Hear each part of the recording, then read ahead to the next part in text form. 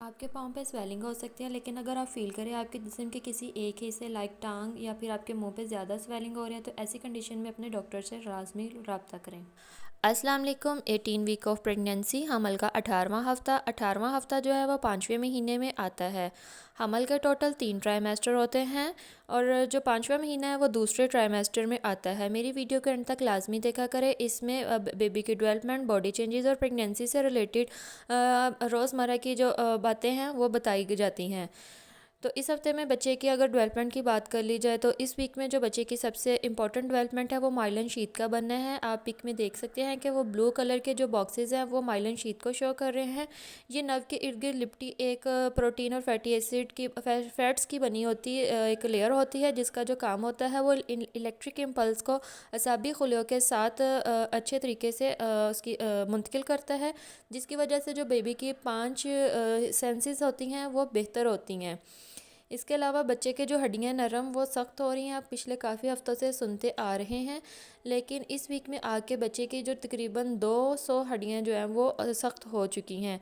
अगर तो आपके बेबी गर्ल है तो इस हफ्ते में उसकी यूट्रस और फॉलोपियन ट्यूब बनेंगी, और अगर आपका बेबी बॉय है तो उसके प्रोस्टेट ग्लैंड्स बनना शुरू हो जाएंगे।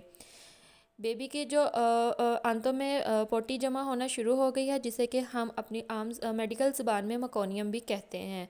इसके अलावा बच्चे ने दूसरी बाकी मोमेंट्स लाइक उसने सकिंग, किकिंग, पंचिंग, स्वाल्विंग अपनी जो प्रैक्टिस है उसकी भी शुरू कर दी है। मे भी कुछ ख़वातीन जो हैं वो अभी तक भी अपनी मोमेंट्स को फ़ील ना करें, और कुछ ख़वातीन अपनी महसूस कर सकती है मोमेंट्स को। बच्चे का साइज़ होता है वो इस हफ्ते में एक स्वीट पोटैटो के जितना होता है, जिसका वज़न 190 ग्राम और तकरीबन 7 ऑन्सेस, और जो लेंथ होती है 14.2 सेंटीमीटर, जो कि तकरीबन 5.5 इंचज़ होती है। 18वें हफ्ते में बेबी के अल्ट्रासाउंड रिपोर्ट जो है वो कुछ इस तरह से आप देख सकते हैं कि बच्चे का फेस है, ये इसने अपना हाथ जो है वो मुंह के पास लेके गया और पीछे कर लिया। अब वो अपने मुंह को खोल रहा है और अमनियोटिक फ्लूइड में भी वो पी रहा हो। 18वें हफ्ते में आपका प्रेगनेंसी बम तकरीबन इतना शो होगा। प्रेगनेंसी बम जो है वो टोटली आपकी हेल्थ पे भी डिपेंड करता है।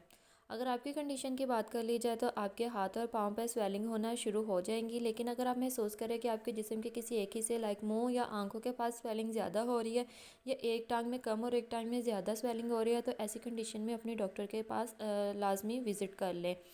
इसके अलावा अगर आप स्वेलिंग को कम करना चाहते हैं तो अपने टांगों के नीचे सराहना रख के सीधा लेट जाएं, मतलब टांगें ऊंची कर लें, सर के नीचे ना रखें। प्रेगनेंसी में बाज़ दफ़ा लेग क्रैम्प्स भी हो जाते हैं। लेग क्रैम्प्स की जो वजह होती है वो ये होता है कि जैसे यूट्रस बढ़ रही होती है वो कुछ नर्व्स को कंप्रेस कर रही होती है, इसकी वजह से लेग क्रैम्प्स हो जाते हैं। डिहाइड्रेशन और कैल्शियम की वजह से भी आपको लेग्स क्रैम्प हो सकते हैं। अगर आप इसकी मसाज करेंगे तो वो ठीक हो जाएंगे। इसके अलावा कुछ ख़वातीन की जो प्रेगनेंसी में इस तरह वेंस फूलना शुरू हो जाती है, ये नीक की बैक साइड है। इस तरह की जो वेंस होती हैं इनको वेरिकोस वेन कहते हैं। ये वेंस भी जो सर्कुलेटरी सिस्टम पर प्रेशर बढ़ने की वजह से आपकी ये वेंस फूलना शुरू हो जाती है।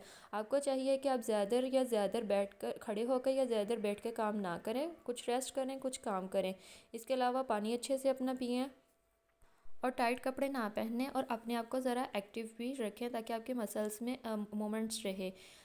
प्रेगनेंसी का आप इंसोम्निया का भी शिकार हो सकती है। इंसोम्निया मतलब रात को नींद का ना आना होता है। मोस्टली ख़वातीन को ही प्रेगनेंसी में ये शिकायत रहती है। इसके लिए आप अपना मसाज वगैरह करा सकती हैं ताकि आपकी बॉडी रिलैक्स फील करे और आपको नींद अच्छे से आई हो। अगर आपको कोई इन्फॉर्मेशन मिली हो तो मेरे चैनल को लाइक कीजिएगा, मेरे चैनल टॉक अबाउट हेल्थ को सब्सक्राइब भी करें मज़ीद ऐसी वीडियोज़ देखने के लिए। अपनी दुआ में याद रखिएगा। अल्लाह हाफिज़।